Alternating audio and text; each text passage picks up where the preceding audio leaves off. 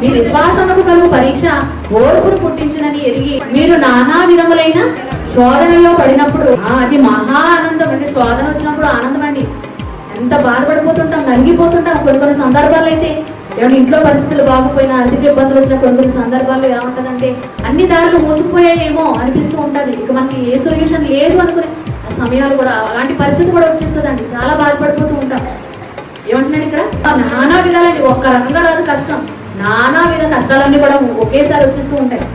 నానా ఒకదాని తర్వాత ఒకటి, ఒకదాని తర్వాత యోగ గారికి వచ్చినట్లు విశ్వాస జీవితంలో మనకు కూడా వచ్చి అలా వచ్చినప్పుడు ఏంటంటే నానా విధమైన శోధనలో పడినప్పుడు బాధపడిపోయి దేవుడి సన్నిధికి రావడం మానేసి, ఏమంటే ఈ రోజు అలా ఉండకూడదు. మనం నానా విధమైన శోధనలో పడినప్పుడు అది మహా ఆనందం అండి.